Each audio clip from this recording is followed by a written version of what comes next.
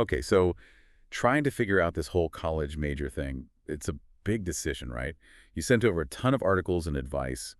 I get it. It's a lot to process. Yeah. But that's why we're here to help sort through it all. We've got our expert here with us, ready to dive in and connect the dots and hopefully uncover some surprising insights. Definitely.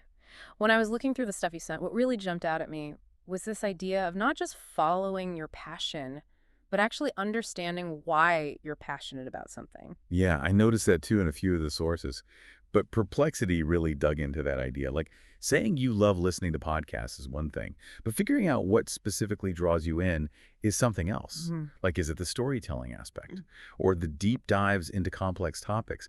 That kind of self-reflection can be really revealing. Absolutely. And it's not just about like indulging your interests. It's about connecting those interests to potential fields of study.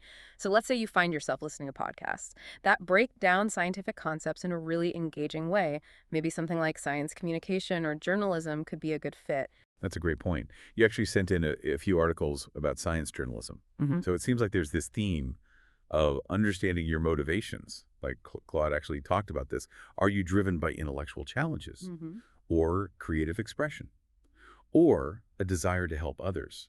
Knowing the why behind your interests can help you pinpoint majors. That will be truly fulfilling, not just something you think you should be interested in. I think that's such a crucial distinction. It's easy to get caught up in what's hot right now, or what your parents think is a good idea. But ultimately, this is your journey. Perplexity even mentioned this. Choosing a field just because it's trendy or lucrative could set you up for disappointment if it doesn't actually align with your core motivations. Right. It's about finding that sweet spot Yeah. where your passions and personality align with a field that's actually, a viable option out in the real world. And speaking of the real world, let's talk about this whole fit thing. A few sources brought up work environment preferences. For example, Claude mentioned thinking about whether you thrive in collaborative settings or prefer working independently. Yeah, I'm glad you brought that up. It's all about self-awareness, as Perplexity pointed out. Knowing your strengths and weaknesses is key. Let's say you're amazing at brainstorming in groups, but you struggle with public speaking. That might influence your choices. Maybe a career that's more research-focused and less presentation-heavy would be a better fit. It's like figuring out how your personality puzzle pieces fit into the puzzle of a potential career. And sometimes those pieces just don't quite fit. And that's okay. But let's be honest, we can't ignore the elephant in the room here, the job market and earning potential. Gemini and Perplexity both went there. And honestly, it can feel kind of overwhelming. On top of all this, follow your bliss talk. I get it. It can feel like a lot to juggle. But here's the thing. Those practical considerations don't have to squash your dreams. It's about being realistic and strategic, not throwing your passions out the window. So how do we find that balance? The sources seem to suggest that it's all about, Understanding your long-term career goals. Do you picture yourself working for a big company? Or starting your own business? Or maybe going a less traditional route? Claude and Gemini both emphasized how important it is to have that bigger picture in mind. that makes sense. If you're aiming for a career in, say, academia, you might approach choosing a major differently than someone who's interested in entrepreneurship. Exactly. And Gemini brought up a point that's often overlooked, but it's something you definitely sent in material on. The cost of education versus potential earnings. It's not always a fun conversation to have, but it's a reality check that can help you make informed decisions. You're right. Nobody wants to be drowning in student loan debt for a degree that doesn't lead to a career that can support their financial goals. It's all connected to those broader life goals we talked about earlier, like what kind of lifestyle you want, how much flexibility you need. Those are all pieces of the puzzle. Absolutely. And speaking of connecting the dots, almost all of the sources you sent emphasize the importance of seeking guidance from mentors and advisors.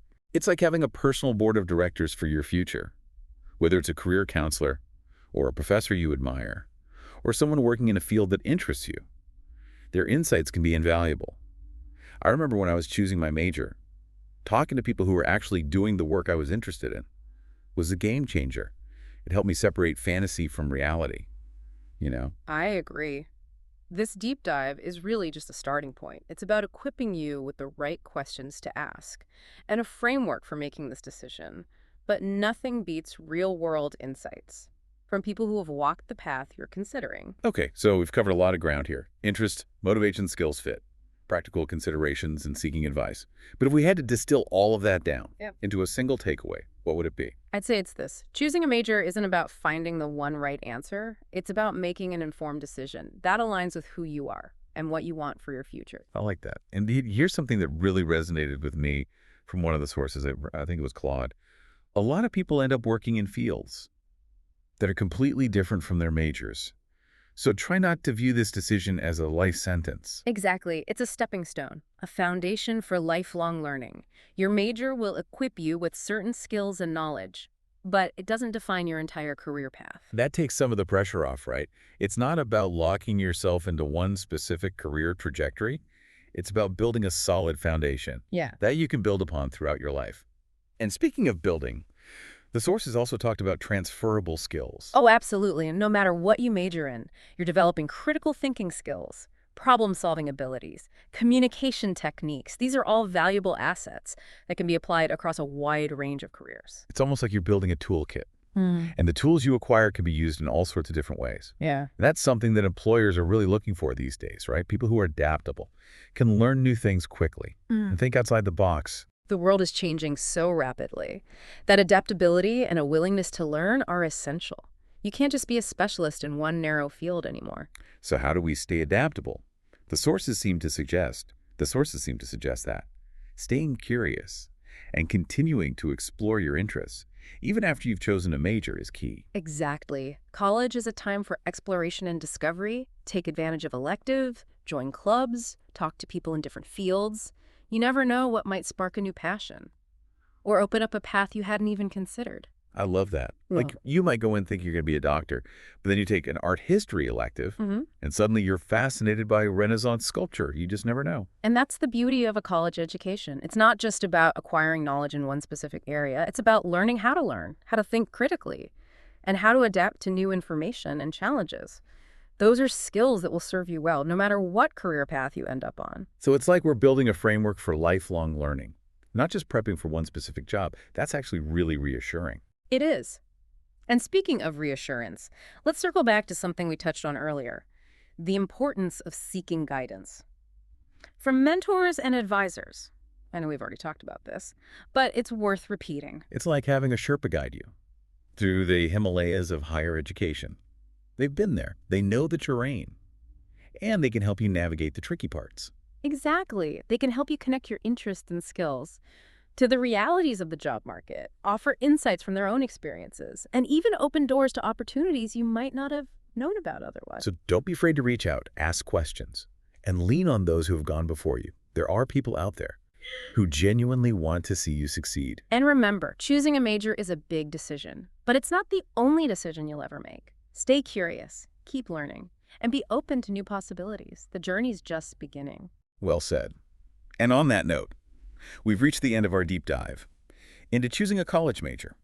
You sent in a lot of great material, and hopefully we've been able to help you make sense of it all. Remember, it's your journey, your adventure. Choose a path that aligns with your passions, skills, and goals. And don't be afraid to adjust course along the way. Thanks for joining us. That's a good point. Staying curious is key, and continuing to explore your interests, even after you've made that big decision. Yeah, and college is the perfect time to do that. I mean, Yeah. You've got electives, clubs, all these opportunities to meet people in different fields. You never know what might click or open up a whole new path. Right, like you said, you could go in thinking pre-med and then end up fascinated by Renaissance sculpture, all because of one elective. Exactly. That's what's so great about a college education. It's not just about that one specific area of study. You're learning how to think critically, how to adapt to new information. And those are skills that matter, no matter where you end up. So we're not just prepping for a job. It's more like building a framework for lifelong learning. That's a great way to put it. And speaking of frameworks, maybe we should circle back to something we touched on earlier, mentors and advisors. Oh, yeah.